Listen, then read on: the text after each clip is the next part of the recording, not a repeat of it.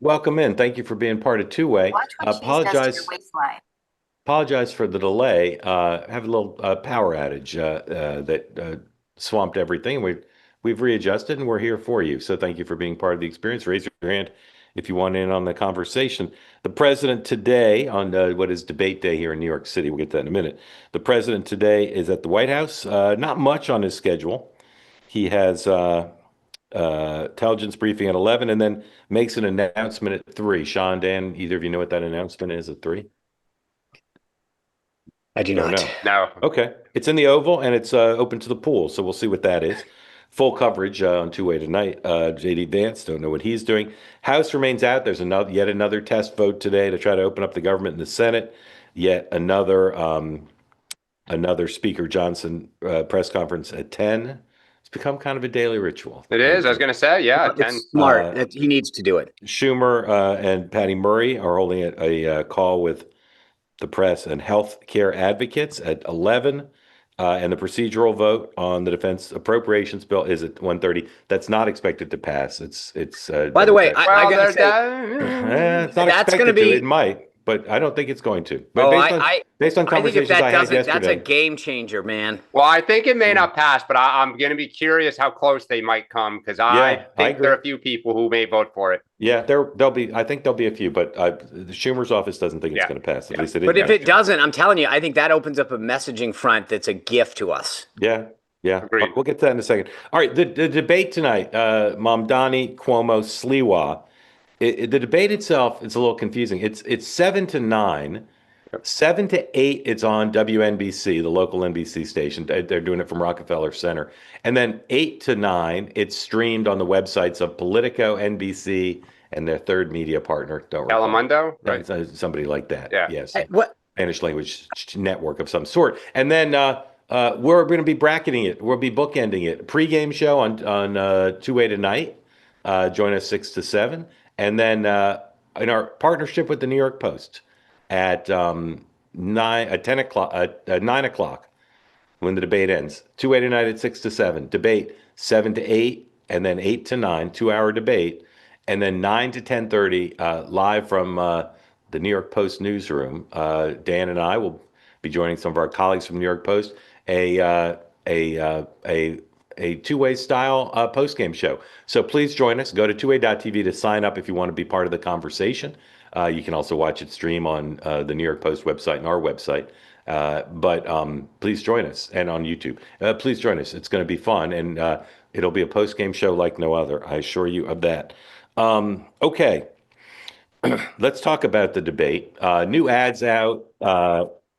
New ads came out last night, this morning for both camps. Sorry, my Bernie Sanders is playing here. Mondami did a very smart thing. He went on Fox. He apologized to the police. He kind of laid down a bunch of markers about what kind of messaging he wants to do. Dan, the question I hate most that people ask in advance of debates, I'm going to ask you. What does Andrew Cuomo have to do tonight?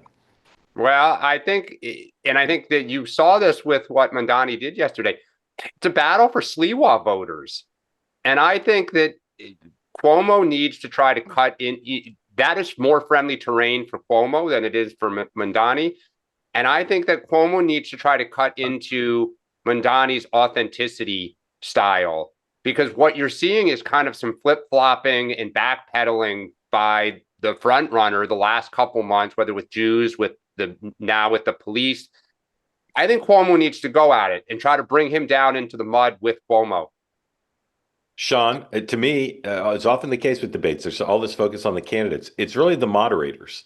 Will the moderators decide, look, there's a front runner here. He deserves the hardest questions. The bulk of the questions should be about him because there's one guy way ahead. Or will they be asking Andrew Cuomo about nursing home deaths and Me Too and other things? It's going to be both. Well, Yeah. but would you say they'll lean?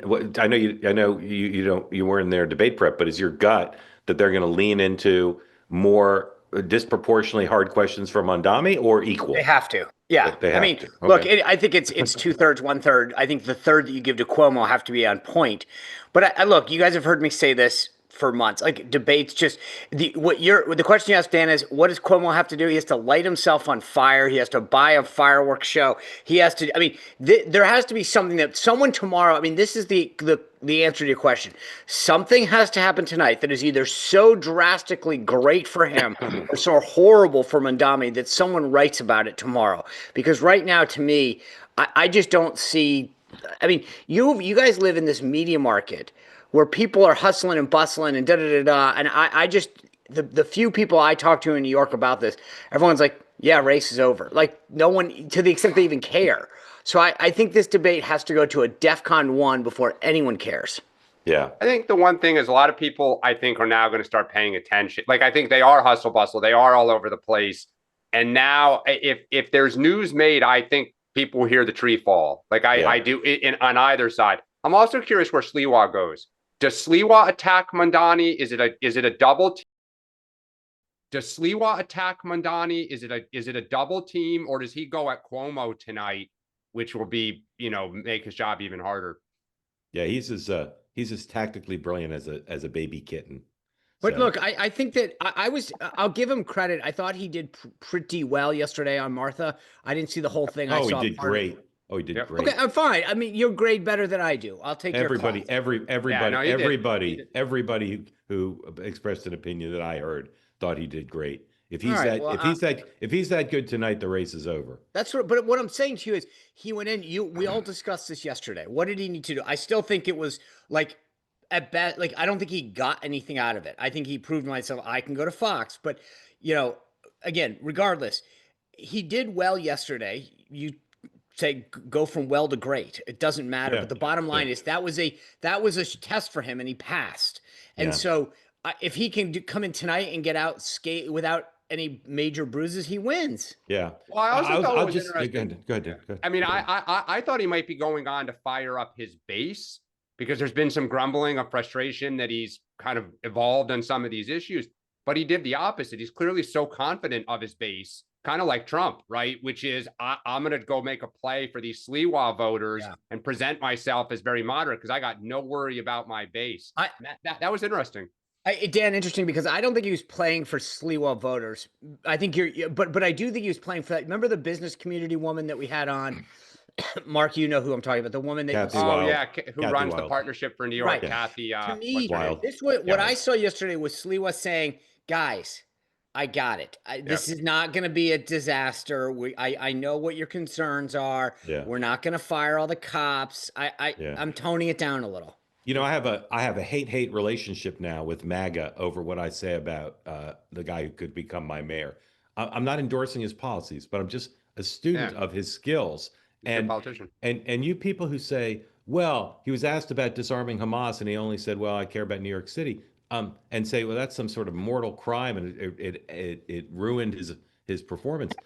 Look at Donald Trump. It doesn't answer questions he doesn't want to answer. That's a skillful thing. He pivoted away from something he didn't want to talk about. Would it be better if he would express his position on that and answer the questions? Sure, but the mayor of New York is not in charge of disarming Hamas. So. What? Well, by the way, they sound like Democrats pulling their hair out. Correct. Trump's a great political athlete. He bobs and weaves. Correct. So does Mandani. He's a good political athlete. Yeah. So we'll see what happens tonight. It's going to be interesting. Again, please join us, Dan and myself and our colleagues from the New York Post at 9:00 Eastern time on if you want to be part of the conversation, please go to twoway.tv and register. If you'd like to watch it on YouTube, on the Post channel or on the websites of the organizations, you can do that. It's going to be fun. We say conversations like no other. You've never seen a post-game show like this. Please join us. Okay. The shutdown, we talked about a little bit already. Wall Street Journal has a great story today. My hat's off to them. I continue to say they're doing the best political journalism of any newspaper in the country consistently. They've got a piece, very systematic breakdown, like the 7 reasons why the shutdown is sustaining. It's great. It's not like path breaking, but very methodical, very, very big breakdown. And yet John Thune this morning did an interview, his first interview with MSNBC since becoming majority leader. And he said, sure, we can talk about healthcare. Like, this is what's confusing to me, Sean. We know what the deal is. It's going to be no promise of anything, but end the shutdown and then let's figure out healthcare. What's going to unstick this? The president getting involved? So this is the funny thing about that question. What's the president like? The president's going to go, I would like to reoffer you the offer that Thune made you. Would you like to take it? Like, there's nothing to get. I mean, to me, the only difference is how many, do you allow, because it's the Senate, for example. I mean, what's they call it with the amendment tree? I mean, like, how many amendments, time, and the scope of what you allow or you agree to the discussion to be? But like, there's not that many variables to discuss, right? So Yeah, there's I like don't. one. Right. No, well, yes, but it's, are they asking for a vote with no guardrails? Like, you can't limit our discussion on Yeah, this, yeah, amendment free for all. I mean, yeah. I agree. I agree. But the three of us could work that out in about 20 but seconds. see, here's the question. Like this to me, what you're asking is exactly like, I don't know why. I always say to people, do you remember there's a moment in what's the Austin Powers, and Scott Evil's looking at, they've got the sharks and the lasers, and he says, I'll just go kill him right now, and he says, no, no, no, we'll wait. And it's like, you don't wait. Like, why is no one asking the Democrats, just give us exactly what you want? Is it a vote? Because you can't get a commit, you can't get a guarantee. Those are other people's votes, right? So smoking out what the ask is, to me, is still so funny that no one's got them to say on paper, write it down, we'll take it to Thune and show it to them, because they keep getting, it becomes more and more amorphous. We want more money for this, we want this and this and this. It's not just about healthcare anymore. I mean, come on. I Well, agree. so see, I disagree. I think it's not Thune they're worried about. It's the fact that Speaker Johnson refuses to agree to allow a vote on the ACA credits. That's the game. So Trump's got to go to Johnson and say, we're going to do this. And the Duma will salute. I agree with that too. All right, we'll keep talking That's about this. It's going to come up. Okay, lots going on still with Israel and Gaza. White House officials did a lot of briefing yesterday of reporters and laid out their view of things. A little bit more to conversation about what the peacekeeping force would look like, but still tons of ambiguity there. Still a lot of ambiguity about Israel being very bellicose in its language, saying, if we don't get the bodies back and if Hamas doesn't disarm, we will do this. And I still believe when the president said we will disarm them, he really meant Israel rather Oh, than. yeah. We will allow them to be Yeah, disarmed. exactly. Yeah. So this is a evolving situation, and here's my question. We're waiting for the bodies to be returned, and Hamas now says they need equipment to find some of the bodies. We're waiting to see what the peacekeeping force looks like. We're waiting to see. There's lots of talk about maybe they'll rebuild parts of Gaza where it's easier to build, and those will be like the good parts, and that'll be like what do you call that? Those urban enterprise zone, like an enterprise zone. There's a 90s term. Yeah, and then there's some other moving parts, but where's time the enemy of this, Dan? Where's time the enemy of this, rather than just it can play out? Like where's the pressure? Is there any? Mark, I'm not we're sure on there is. YouTube now. Great, You may welcome to wanna- the YouTube audience. Okay. But we don't have elements, right? We're just on YouTube. So do you want me to assume my YouTube Watch your text. more of Watch my your YouTube? text. Okay, you want me to assume more of my YouTube voice? What does it matter to me? Just What does it welcome matter our to me? YouTube audience late. Oh, welcome. You know. Sorry we were late, YouTube audience. We're glad to have you here. You can go later, watch the whole show if you didn't like what you missed. You missed some great stuff. Dan juggled, Sean did card tricks, and I used my more intimate two-way platform voice. But now I'm using my YouTube voice. Dan, is there anything that's where there's time pressure, where there's like a ticking clock? Where? Yes, this is as old as time itself. Who controls the streets? And right now, it sure sounds like Hamas is racing to reestablish in the vacuum, we control Gaza. They're executing people who supposedly collaborated with Israel. The problem is if they get that toehold back, now you're not trying to fill what is a blank slate. You have to dislodge them. You have to take them back out. Can I push back on that in a gentle and friendly and No, collegial way? please, smack. Again, I'm not celebrating any loss of human life. But if a bunch of Hamas thugs are killing a bunch of their enemies and probably vice versa, Yep. I mean, they're doing the work that needs to be done to some extent. No, the those are bad the people guys. who collaborated with Israel, who Well, presumably are moderate. Some of it, sure, you're right about that. But I'm just saying, like, I get that that's not. I get what you're saying, but I'm just saying, like, they're just playing stuff out. There's no threat to So, the so here's the deal thing. Let's play from this that to out. me. Let's say that they start standing a government up in some capacity to deliver Well, some sort of. I'm sorry to interrupt, but that's not happening anytime soon. Why? Tony Blair might try to stand something up, but there's going to be no organic government anytime soon because Well, there's no, no. that's not true. It's the law of the jungle. If I have the gun and I control the corner, I Yeah, control the government. well, that's I what the mean, peace. that's so it's just like Iraq, right? We went in there, we disbanded everything, we knocked it, and then we looked around and said, "Who's in charge?" Yeah, And Iran and everyone funneled in people, and they just started standing up fear. So yeah. All then right, you have to all right. dislodge them. I take your point, but I still don't think that's urgent today. Sean I just don't. I think it's important in the next month, but I don't think it's urgent today. Sean, So Well, so I mean, but Mark, then your job is harder because you have to then re-defeat them. I think they're burning themselves out. Sean, I mean, the only thing I think that matters is like I was actually, and again, we're seeing this from afar. But when Hamas said, "Hey, it's not that we're not turning over bodies; we need equipment," I thought that was a positive thing. Meaning, it looks at least like they're trying.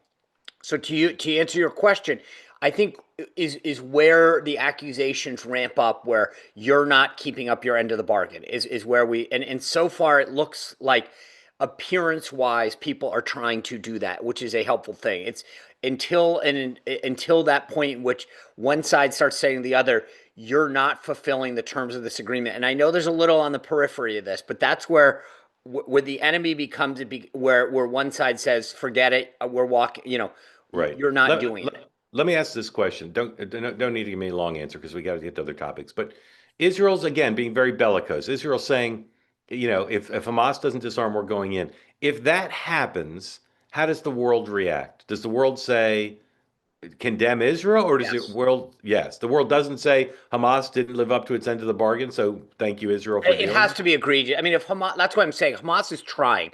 If they stop, if it gets too much, I think, and Israel jumps the shark, as they say, I think that's the problem. Israel can't look too aggressive without like a corollary of provocation. Like it can't, Dan, like, hey, we think this. Dan, I mean, I think it depends how bad it is. Again, I mean, if they go in and they take out some Hamas, people with guns, I don't think it's as big of a deal. But if civilians start getting killed and you start setting up perimeter zones and driving people out again, then the world says, "Here we go. We're spiraling right back down." I just hope they fast track the peace force. That would be good. All right, China. Scott Bessent, very bellicose in some ways yesterday, but once again, he's both good cop and bad cop, and we're all just looking towards the meeting in a couple weeks, which is as of now still on. Dan, if you were Scott Bessent's chief of staff, what would you want to have happen between now and the meeting? What would be like on your to-do list to kind of tee up the meeting? At this point, I think it doesn't get worse. Just try to keep this where it is, get people to stop making comments or making sharp moves. I think is the best you can do because China does not want to lose face right now, and they got the White House. They caught him by surprise, and they were unapologetic about it. Sean? You want an agenda? Start to lay that agenda out, have it agreed to at the deputies level, to get the vice premier to sign off on what is going to be discussed, what initial steps you want to make it out. So you want to have a work plan, especially with China. They're very they don't tend to like that kind of stuff. So sort of an agreement on what the items are that are going to be discussed, what deliverables need to come out, and what we can close before they actually meet. Okay. But Yesterday, China usually likes to have everything scripted, so like that Yeah. is the one good thing. They don't like surprises Yes. at all. They don't They don't want follow what through they on want anything. scripted.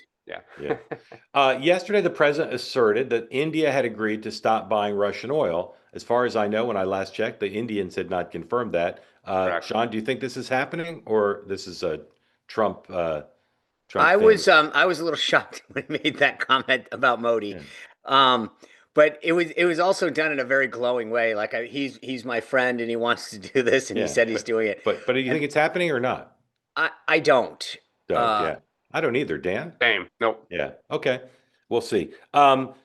Wall Street Journal has a story today that says Scott Bessent and others at the IRS, Scott Bessent is acting IRS commissioner, are rejiggering the way the investigative unit there works with the expressed intent to go after some of these liberal groups, Soros, etc., by using the powers of the IRS to target the president's political enemies. The IRS, of course, has long been considered, back to the Nixon years, a very hot tripwire, hot button, whatever you want to call it, that involving the IRS in political activity is long been, there's been a bipartisan consensus that that's particularly dangerous. Now, do I need to say the words Lerner and Lois? I do not, because you're all familiar with the fact that it appears that this was done by a Democratic administration previously. One of many areas where, as with the prosecutions of the president's political enemies, where people on the right say, guys, you did this already. Your rhetoric about how outrageous this is applies to your very own activities. So, in this story in the Journal, there's no explanation, on point explanation from the people at the IRS or the White House about is their reporting correct. And the sourcing in the story is very oblique. Some of it could be liberal career officials. Some of it could be, people who are unhappy with whatever. Like, there's not a lot of clarity about where this is coming from. And I suspect, just based on how the world works, that the story's overwritten. Nonetheless, we should all be very on guard for any administration to use the IRS for political purposes. Dan, is this something that's going to disappear and never come up again, or is this a serious issue because they're really going to do it and everybody needs to understand how they're using the IRS? I think it's a serious issue. I think they will do it. I think when the Lerner came out, Congress jumped on it like white on rice, held hearings, demanded more information, sent out subpoenas. This Congress will salute.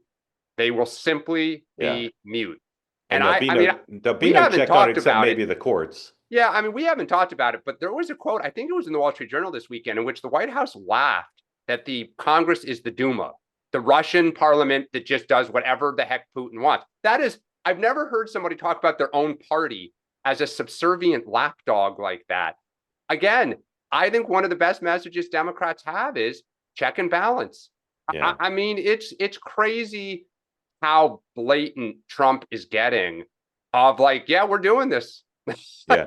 Sean, and you. Yeah. Sean, the Gail Sayers book, I Am Third.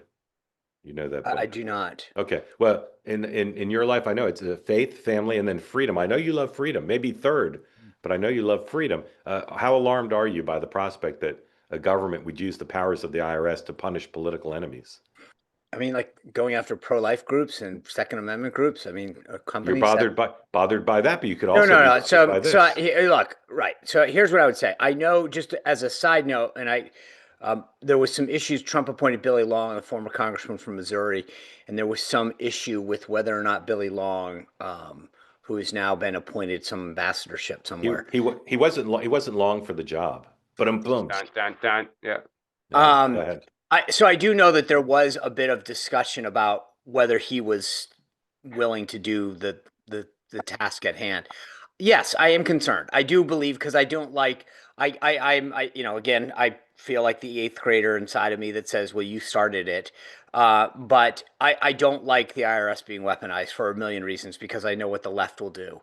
That being said, I mean, look, if groups like George Soros and a bunch of these guys have done stuff inappropriate, obviously it's appropriate to look at them. And if there's a reason that they haven't been looked at, but I think weaponizing them, these tools is something that I always worry about, because I sort of have the long-term view of like, okay, what happens next? Yeah. Again, the one thing I would say is this goes back to like everything that we talk about, though, which is we as Republicans constantly have sat back and said, well, okay, it wasn't right when they did it. We should be the better ones. And I mean, the problem is that we do it on issue after issue. And I think that there's a frustration, rightly so, on the right, which is, why are we the ones that always have to be the better angels and say, okay, we'll stop it here. You guys look into pro-life groups, you go after Second Amendment groups and companies, but we should be the ones that say enough's enough, right? We should be the ones that say, okay, gosh, it's wrong to weaponize the judicial system. It's wrong to break the filibuster to do certain, just to advance an agenda. I get it. There's too many times when you feel like you're defending being the better person every time. I think the one thing that is Dan, new, don't you feel so horrible for the Republicans that they're constantly having to just do tit for Yeah, tit for I mean, tat. there's They never there's a do lot I anything. disagree with, but They the never one do thing, anything wrong first. right? The Nope. one thing that does appear to be new is we've never had a president overtly sit there with people in the room and instruct them in public to go get somebody and go do this. It might be And nice that, that at least it's in public. At least we there know you it's go. happening. I mean, that's like the whole thing about Trump's corruption. That one of their GOP talking points is, well, he's out in the open about it. I think it was Mike Johnson. And it was like, okay. Again, just when Democrats are in office, if Kamala Harris had sat there at a press conference with her AG and FBI director and said, boy, they better go get this person and that person. I mean, Yeah. it's amazing. It's Yeah. amazing. All right. A couple more topics and then to your questions. So please, if you want to be in the conversation, raise your hand. Pentagon press corps has left the building, like Elvis. And now they're trying to cover the building from outside the building. I don't know. You can ask people to meet you at the Starbucks and the food Yeah. court. So, first question, Sean. I've been there. I've been in that press area only once in my career. Is it possible to cover the building without being inside the building? Like, what kind of access do they have? They don't really have much access. They can't walk around. Let me back up just a second. And I'm being serious for both of you. Have you ever been to pick your other department agency, to Health and Human Services, Yeah. Education? Okay. I've been to most of them. Okay, good. Can you walk into any of them?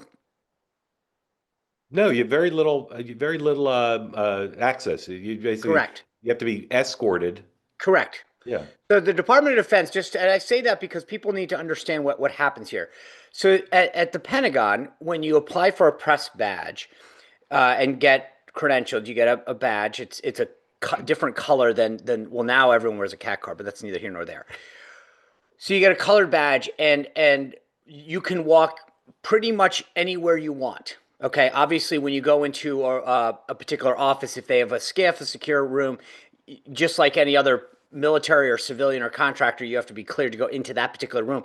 But when I worked on the Joint Staff or the Office of Secretary of Defense, or even in Chief, you can literally, a reporter can walk into the office, sit down next to your desk. I thought it was a little more limited than it used to be. No, Is that not the case? No. So that's one of the policies that the secretary and his team are saying, is that you have to be escorted. Yeah. Which, frankly, remember, in any other building, when you go to Health and Human Services or You have to be education or whatever, escorted. you can't. Yeah, right. So now it's saying you don't have free reign. You can still go to the food court, by the way, Yeah. which is downstairs.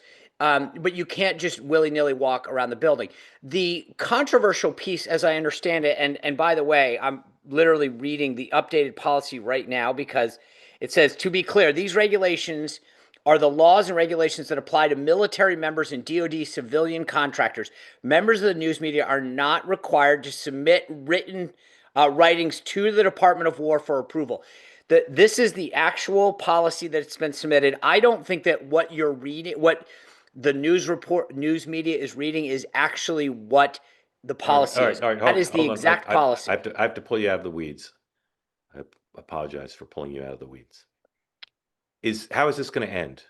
Are the reporters going to come back, or are we going to have? I don't think so. I don't think they can. Look, bottom line is the big controversy is you can't go in and take classified information the same way that a military member or a department or contractor. If you're getting access to a building, you can't violate the law. Right. But Dan, why are so many news organizations not willing to abide by this? Because the idea that you can't talk to people without express kind of permission from the government is in the building. By the way, in the building. Yeah, but that's how reporting happens. That is bonkers. I mean, that is like, maybe it's a point of agreement with China.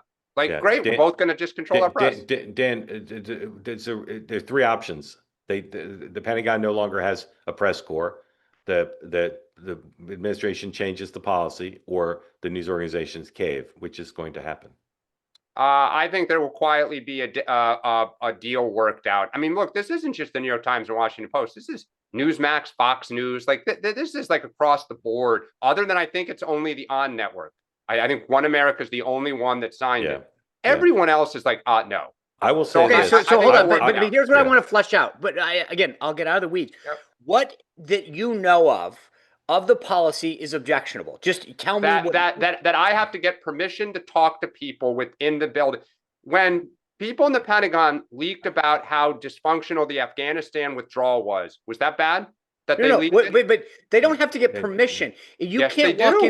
in. No. You cannot walk into any building in the United. It's objectionable to. It's also objectionable to put a blanket ban on publishing information that might be in the public interest. News organizations in this country show remarkable deference, and in my view, sometimes excessive deference to the federal government when they say, don't publish this because it jeopardizes national security. As you know well, Sean, things are overclassified like crazy in our government. So to say to news organizations, we will decide what you can publish. Exactly. But I just read you the policy that says here, members of the news media are not required to submit their writings to the Department of War. No pre-publication review is different than saying you are required to sign a document saying you won't publish classified material.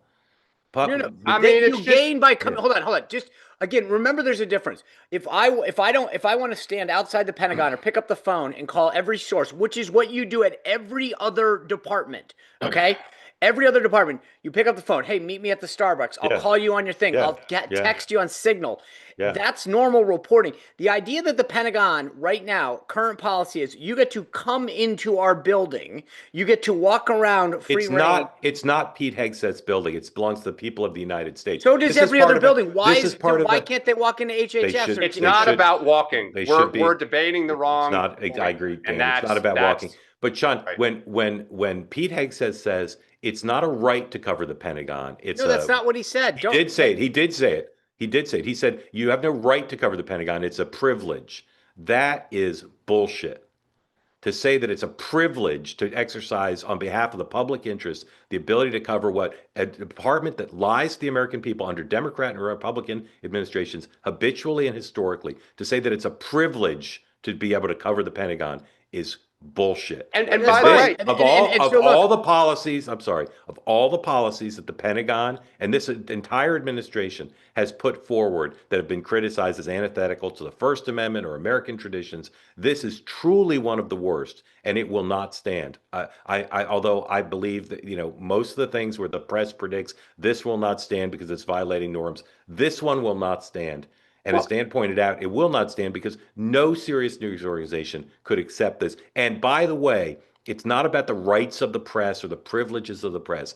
It's the ability of the American people to be confident that the press will hold accountable the Department of Defense, which kills people and spends a ton of our tax money and is now running free with no reporters in the building. Dan. Well, and I'll just say, broadly speaking, it is not just the Pentagon. Right. Sean, you probably agree. And Mark, I know you do, having been in the game so long. Government lies. Yeah. Government cheats. Government does things they're not supposed to do. The idea that, and this is like one of the Trump talking points, treat us well and trust us. Like, you should never trust your government. This is from a Democrat who spent a lot of time in government. 100%. I would not trust them. I just want to be clear on my position. It's outrageous look, I am a believer in a free press, a press that holds people accountable, especially our government, because I don't even just believe whether it's Republican or Democrat. I believe that the bureaucracy is a problem, regardless of administration, should be held accountable, right? And the Department of Defense, in terms of the volume of money and authority, absolutely. But where I think this is, again, missing the point is there is a difference between the ability to cover and to have freedom to write whatever you want, which I am a staunch defender of, and the ability to say you get to come into our house.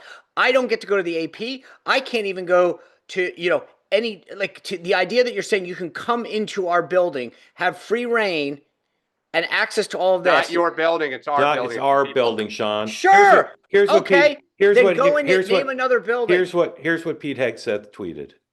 Pentagon access is a privilege, not a right. So here, access. Yeah, it is. It's not. It's not. Oh my God. Not. Credentialed press no longer permitted to solicit criminal acts. Sean, you sound like the White House Correspondents Association. Yeah. You say that you have a privilege to go into a right to go into any government building? Are you kidding me? They're all the people's houses. Okay, let's go. Open them all up. They are. It's the federal. All right. One more topic, and then And then to your questions, if you want the conversation, please raise your I hand. happen to love America. Yeah, I love America, and I know that during times of war, and we're in a bunch of wars right now, undeclared, by the way, the Pentagon lies. That's history shows that. Happened in Vietnam. It's happened in every war since. The Pentagon lies. And Well, if there are you separate don't, if you discussions. when it's not a separate discussion, because if you scale back the ability of the Pentagon press corps to cover the building, to expose lies, you do damage and danger to our democracy and the credibility of the military. That's what they're doing.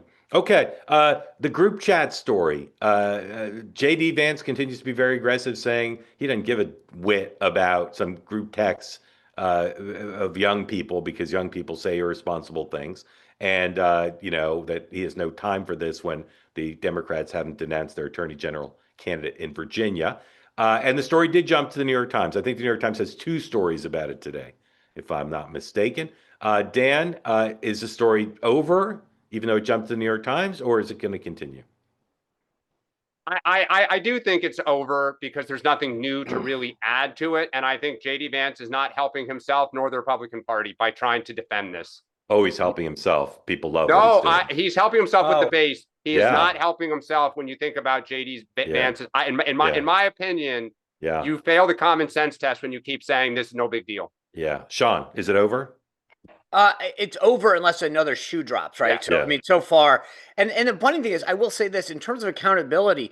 At least the reporting that I've seen, many of these individuals have lost their jobs, and I'm fine with. I found what they said to be offensive and wrong. So I'm not here. But the irony is, and yet, to the vice president's point, we're potentially going to elect a person in Virginia that no one will denounce to be their top law enforcement officer who wanted to kill the Speaker of the House. I mean, you want to talk about irony? A bunch of young kids. Well, the voters will decide that. Yeah, voters will decide.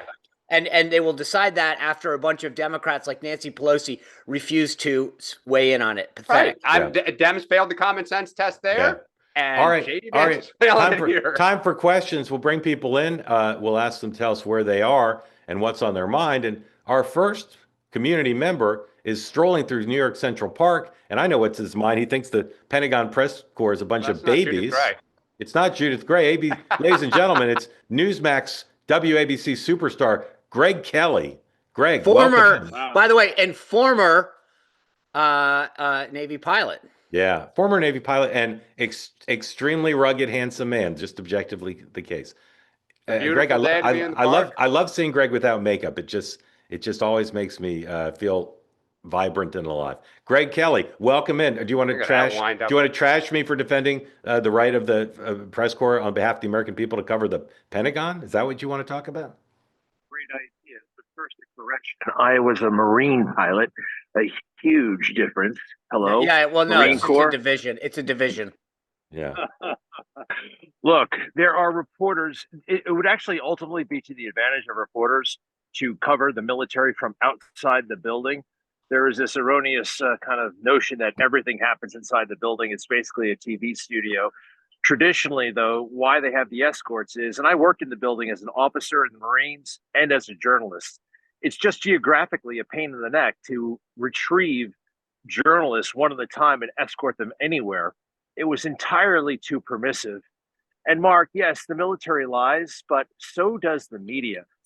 When you say, oh, they will hold the military accountable, nobody buys that anymore. They have disgraced themselves so many times. Yeah, I want them to do better. I want them to do better too, Greg.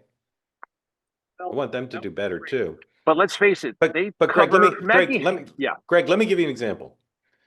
Right now, the U.S. military is killing people on boats with the allegation that they're drug smugglers. We don't have any idea what's going on. We don't know who's on the boats.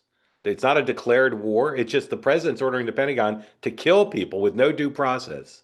And by the way, they're not sharing it in classified briefings, according to Democrats and Republicans on Capitol Hill. They are not sharing much of any information on this. So, Greg, don't you think the press corps, if it was doing its job well, would be trying to get to the bottom of that and hold them accountable? It's an extraordinary use of presidential power and the Pentagon. Presidential power was used to invade a country for weapons of mass destruction that didn't exist, and the press corps went along with it. So they're not the antidote here. And there are other ways to cover the Pentagon and pursue these questions rather than walking all over a building. Now, it's not unreasonable for these reporters to go I'm sorry. from I'm sorry to interrupt. I'm sorry to interrupt. Dan and I are less focused on walking all over the building than we are on the notion that you can't publish classified information. No, you can't solicit it. Yeah, you can't talk to people, right? can't And solicit. without permission, right? Yeah. Well, That's part of how we hold powerful interests accountable to the public interest. No, actually, look, you do that, you're breaking the law. So those who are claiming Was it breaking that- the law to publish? Was it breaking the law to publish the Pentagon Papers? Yeah, Yes, it was. Yeah. So would you have been against that if you were in the Washington Post or the New York Times? Would you have said no, we shouldn't? Yeah, as you know, that was contested all the way up to the Supreme Court. It was, but Now, I'm asking you as a journalist, do you think that was a good moment for American journalism or bad? Number one, I don't like the term journalist. It means different things to different people. I can't hear you. Yeah, Greg, you need to. Greg, your audio is not great. I mean, Greg, I'll How ask you about another question. Was it bad that the people in the Pentagon leaked about how dysfunctional the Biden withdrawal was from Afghanistan? Should that have seen the light of day? You didn't have to be in the Pentagon to know that. Right. No, I'm just saying, you didn't need to be in the Pentagon to know that. I know it. I haven't set foot in the Pentagon That for a is decade. okay. All right. I mean that's interesting that you think that they should have all been prosecuted. What was classified about any of that? Yeah, there was nothing classified. And by the way, look, if There you're was willing to, classified. Go ahead. if you're Greg, I'm sorry. Right. Greg, we're having trouble with your audio. Greg, Apparently, You need to apparently get you don't Judith a new phone for yeah, Christmas. get Judith a new phone. Greg, thank you. We loved having you on, even though everything you said was a bunch of bollocks. I say respectfully with peace, love, and understanding. Andrew, welcome in. Tell folks who don't know where you are what's on your mind for Sean and Dan. Oh, I'm from Durham, North Carolina, and the term that you just used, Mark, is one of my favorites. So Mine I too. appreciate Tell by the accent that you're a North Carolinian. Never mind the sex. Never mind the Sex Pistols. Oh, yes. But no, I did want to say, Mark, first of all, your monologue on Barry Weiss. Like, I am a free presser, and just like going back from her first, whenever she started doing her Honestly podcast, for instance, her first story was on a Palestinian refugee who came from Kuwait. He built a business in Minneapolis. He grew it to tens of millions. I think he hired about he had an employee base of about 200 people. And during the riots, for instance, there was, I think, his daughter, so they unearthed some text messages, or not text messages, tweets that were sort of like pretty deplorable, but that kind of had a really sort of like big ramification on his business. And it was just based on sort of like who Barry Weiss is, and I don't always agree with the content from the Free Press. That's the whole point. And the same thing with the two-way platform is trying to understand people from different sides and the stories of like getting to the context behind it. And that's kind of like where I drew from the Free Press and drew from Barry Weiss, is that it's not just a lot of stories nowadays are very just reactionary, so that there's no real context behind it. It's like taking the time. So I understand the news, the media, how it has to be instant gratification. However, just sort of like understanding sort of like the people behind the stories, even from people I don't like. They did a piece on Kyle Rittenhouse, understanding that story in more detail. I don't agree with. Andrew, hold on 1 second. I want to let Sean and Dan comment on what you said so far. Sean, I'm just doing. So, are you trying to, or like, is the notion about where the free press? I'm still trying to understand. Like, what is it that? What's the question? Yeah. What's the question?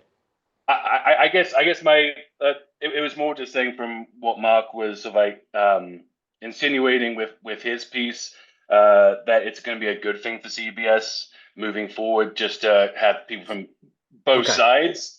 And I agree. So I guess my that was kind of like my first point. My second point, which I've been kind of like thinking about over the last few weeks, is creating some sort of national unity here.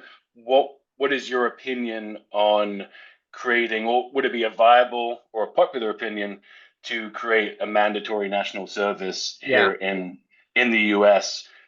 It's not sort of like not something like a military service, but Yeah. let's say sort of like you're 18, you finish high Yeah. school. Like, yeah. So I'll take the first one first. Look, I think the thing that's so fascinating to me about Barry Weiss and her journey is that at her core, at least as far as I know, she's still fairly liberal.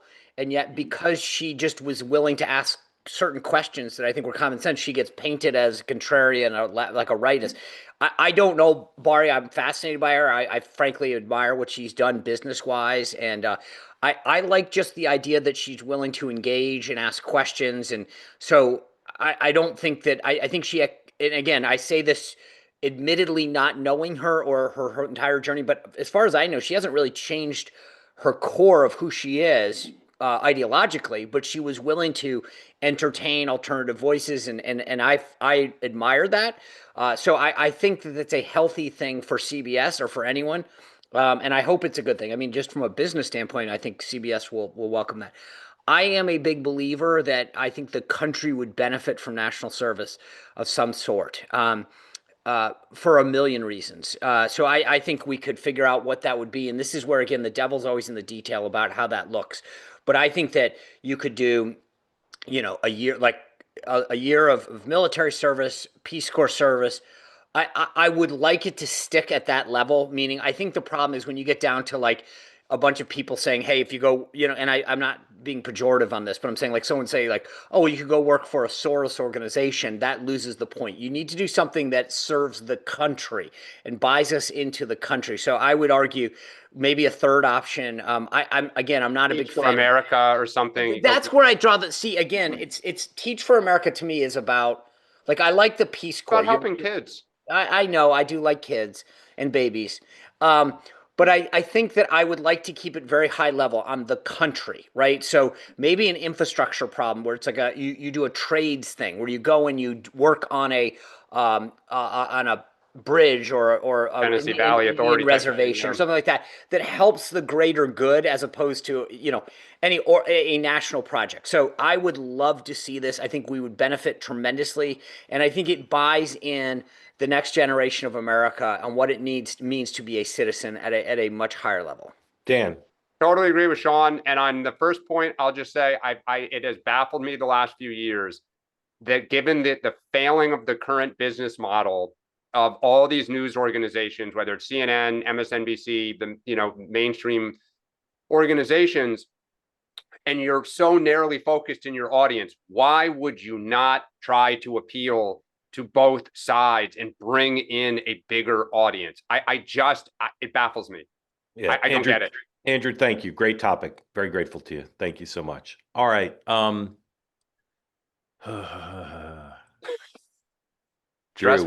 Drew, welcome in. Thank you for being part of Two-Way. Unmute. Tell folks who don't know where you are what's on your mind for our August O'Malley, the morning meeting. Good morning, gentlemen. Zoo crew. Good morning. Yes, sir. Good morning. I have to say, first time, long time, and love each and every one of you individually. Dan, I'm a staunch Republican, but I absolutely love you. I think. Thank you. I think that you are the type of voice that we need more of in this world. Thank you. Thank you. So last night, I'm just jumping around. Last night I watched the CNN town hall. I also watched Newsmax, and I have to say at Newsmax, I thought Fetterman was tremendous. News Nation. News Nation, excuse me, News Nation, you're right. I thought he was tremendous during, tremendous during the broadcast. And again, who would have thought that he would be probably the most reasonable voice in the Democratic Party? I mean, I just did not see that coming. It's quite a story arc.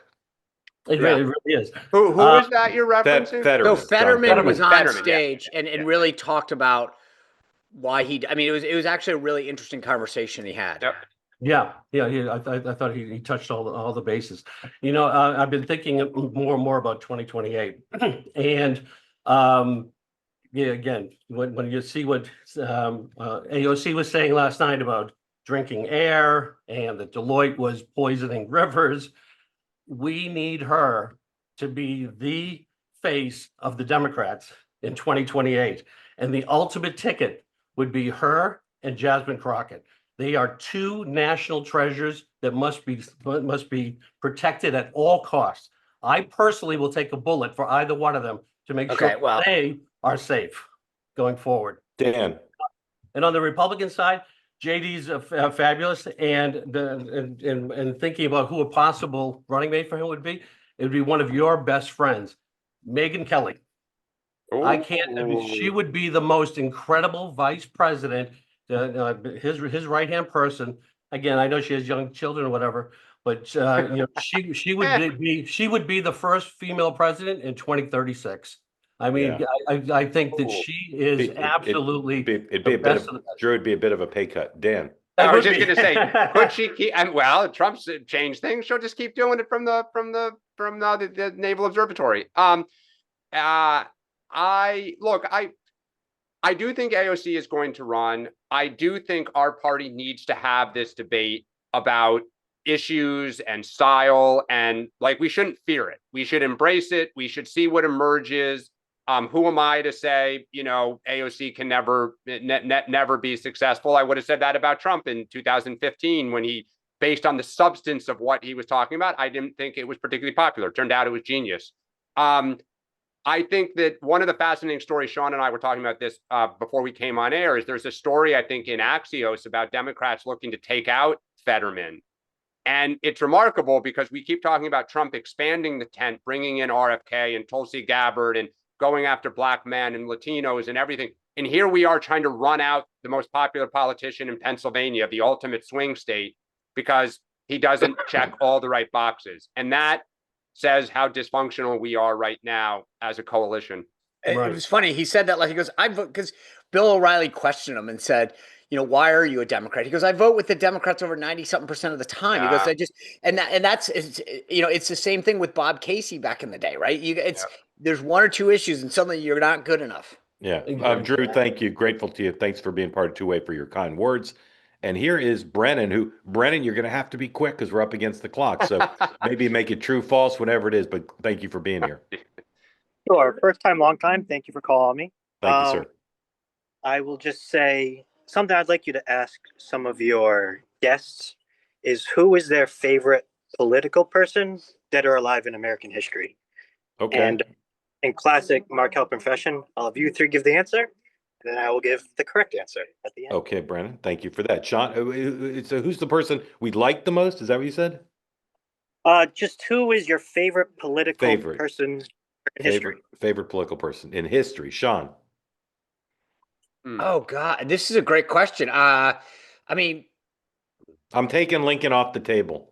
Yeah. I know this sounds trite, but I actually find Trump the most fascinating. To Dan's point, like this idea that, like, he's the first person that wasn't a general or an elected official, and how he approached government. I mean, I don't know. I might stick with Trump. Okay. Dan says what? Yeah, I'll go along the lines. Teddy Roosevelt, because he went after Trump. Like, he went against what people thought was you could do, taking on powerful interests unapologetically.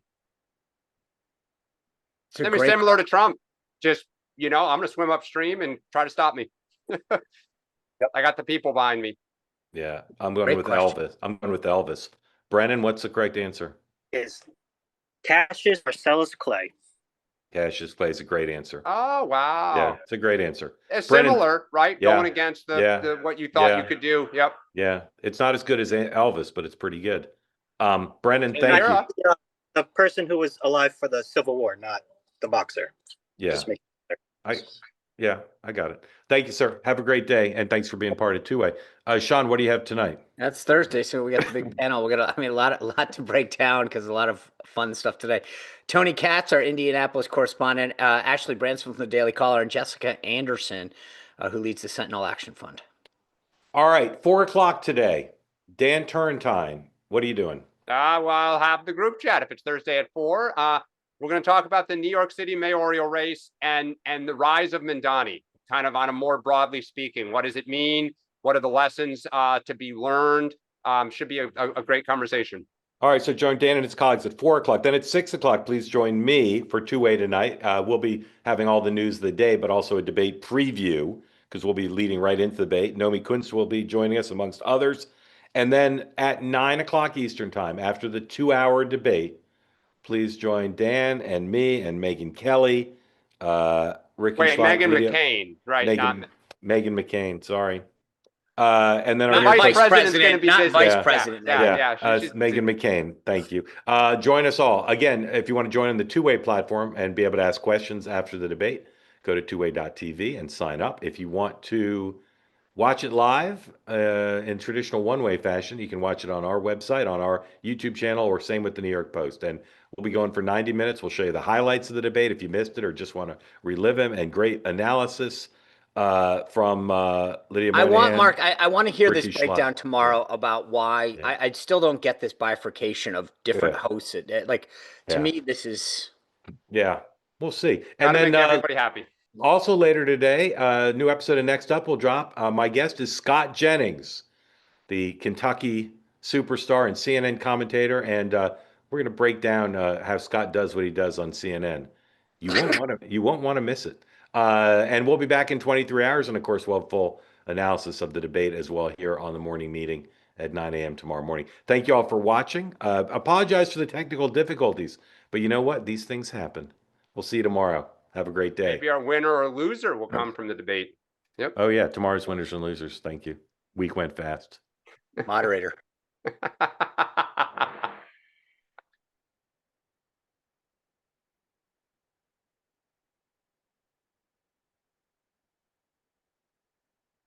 All right, maybe then I could turn the show off. Hey, Dan, I'm just asking if I can turn it off. No, it's all right. I mean, I can just keep talking to myself. It's fine. Well, I'm here. Okay, well, we can talk. You and I can do the post game.